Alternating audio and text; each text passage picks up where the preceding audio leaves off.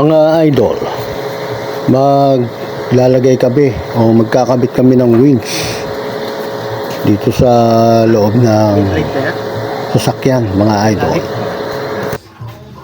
Doon sa ilalim ng flooring, meron din? Wala. Diyan lang. Diyan na lang tayo. Nakakapit sa ito, yung dress na to. Ang pakaba. Diyan na lang. Ito Hindi ko yung baterya ng load? Kalas na yan.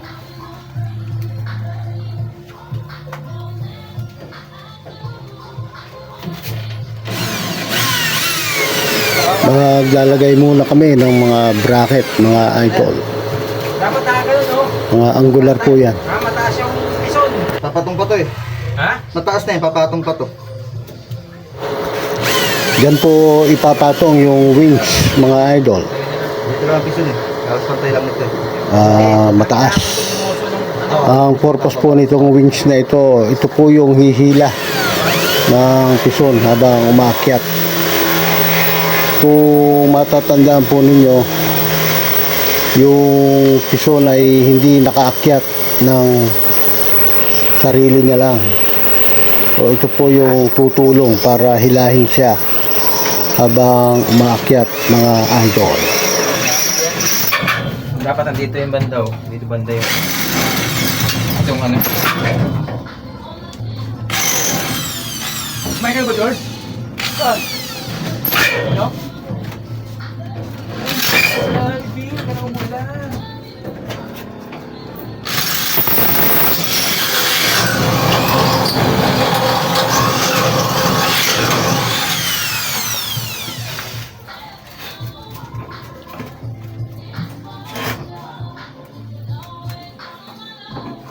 Yan po yung wings, mga idol. Papatong po yan dito. Yan, mga idol. Binabare na po yung paglalagyan. Tutornilyo lang po yan, mga idol.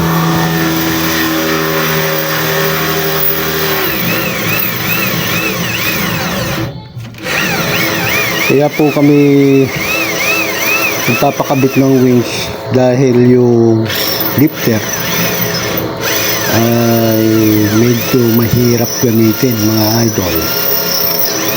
Kaya susubo kami nitong wings para mas simple ang pagde-deliver, ang pagkakarga at pag-unload ng pison na bagong bili, mga idol, yung road roller sinasakyan, mga idol.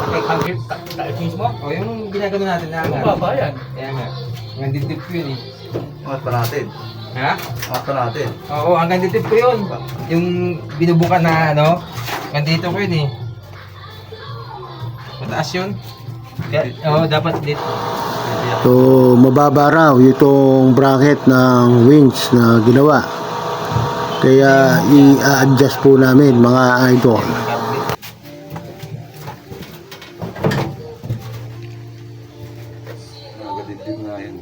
Oo, mataas yun. Alam ko, hanggang dip ko yun eh. Sasagad ito sa ibabaw. Yan, pwede yan dyan. Sa iba yung yan, pinakataas. Sasagad ito sa ibabaw. Ito, saan nakalagay ito? Sa likod dyan boss eh. Iangat ko yan. Bibiyakin ko to. Para yung plate lumabas dito. Patong mo na lang dito. Ha? Di ba? Hindi, iangat ko pa to eh. Oo nga, pag ito ipinatong mo, umangat na yan. Pa, Ito iaangat yan. Pag ipinatong mo dito, aangat yan, dito na. hindi, nakapatong dito yung plate eh. Oo. Nung yun oh. Papatong ba yan dyan? Nakapatong yan dyan yung plate. Kasi naka-welding dito eh. Welding. Sa labas. Kaya bubutasin din dito para yung plate lumabas lang yung plate. Yung tapat lang ng plate Sige. para magpantay siya.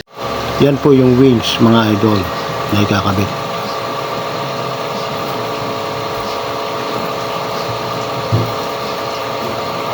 Yan po ipapatong yan, mga idol, mataas.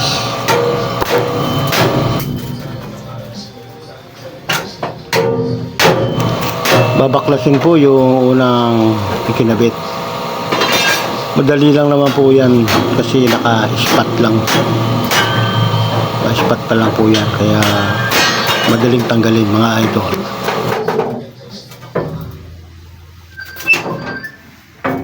Sige. Di boss. Pwede lang boss. Patong ba? Patong? Para di ba? Para Sige. Para wala nang sila masabi. Yan, patong. Yun ano, tangkat ko to eh. Oh, hanggang dibdib ko eh. Mas matagat pa ata sa akin tong tao na to eh. gusto nga din na. Mataas na po yan mga idol. Yan. Lampas na sa bintana. Ayan yung bintana. Lampas na siya. Ganun kataas mga idol ang gagawin. Lalabas siya doon pag pinato mo rin, no? Eh kung hindi natin lalabas. Yung plate, walang kakapitan yung plate eh. Walang Ito, hindi ba ito? Ito lang. Kailangan kumuha ko ng gibay sa labas. Para may kukuha na siya matigas eh. Eh di motor to eh, baka bawal mabasa to. Hindi mo mababasa dito yan eh. Mababasa dito yan. Oo. Akala ko. Bago na yan eh.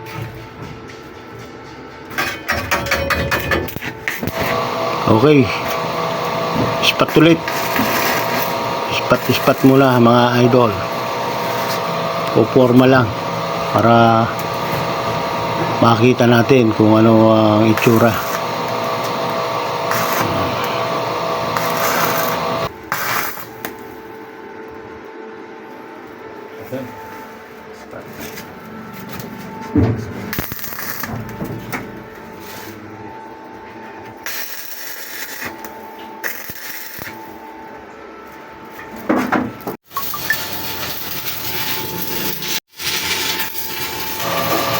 Yan na yung paa mga idol. May bracket na siya. So, pinupull weld na po ni Marlon mga idol. Yung bracket sa loob. Ayan yung wings. Nakakabit na mga idol. Ay forma na. Ganyan kataas siya. Itinaas para yung kable niya hindi po tatama doon sa hood ng pison mga idol. Kaya ginawang ganyang kataas. O ipupull weld na po itong bracket mga idol. Kailangan matibay itong bracket na ito mga idol dahil ito yung magdadala ng bigat ng pison habang hinihila. Kailangan matibay ito mga idol. Dahil kung hindi, baklas ito. Mababaklas. Maaaring bumagsak pa yung pison pagka magkataon. Kaya pinupull weld na po mga idol.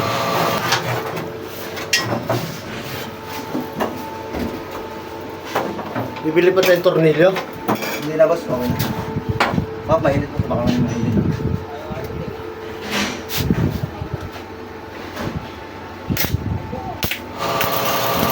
Doon ikinabit sa pinakakanto ng flooring mga idol para yung tibay yun ang magdadala. Wala po kasing ibang kakapitan kundi sa flooring din mga idol, kaya diskarte na lang po. Dahil kung sa chassis kami kukuha ng bracket, medyo may hirapan dahil halos nasa gitna yung chassis mga idol. Malaking space ang mawawala.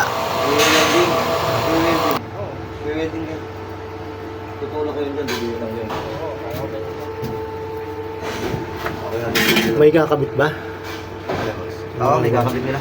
Ito lang naman ng ground ata. Ground ba yan? Parang ground ata. Ito yata yung 3 phase niya eh. In out.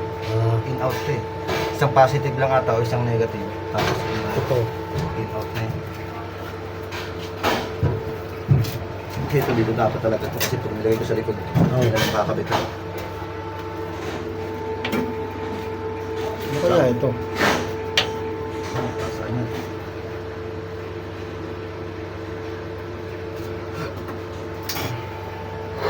Yan po yung wings. Steel cable mga idol.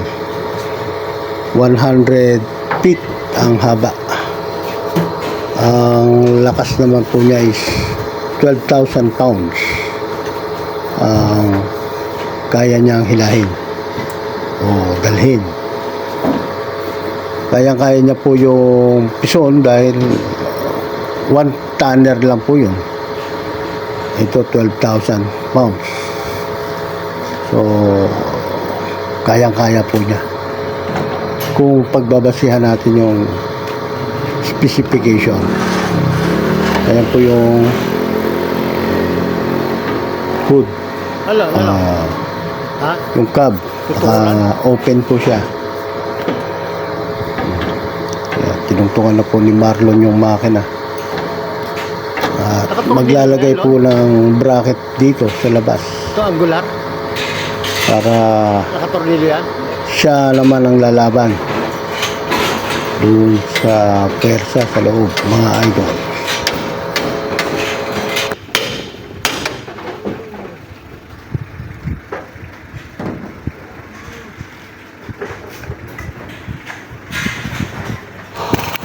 Yan na po yung bracket, mga idol. Wini-welding sa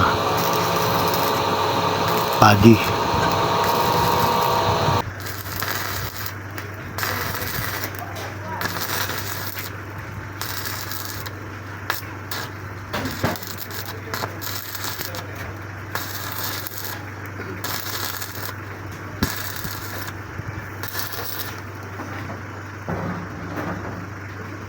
Ipa mo. Ayos mga idol. Testingin naman natin ngayon. Ito na yung pison mga idol. I-aakyat natin gamit ang wings mga idol. Yan, hinihila na siya. Pero maandar din yung pison mga idol.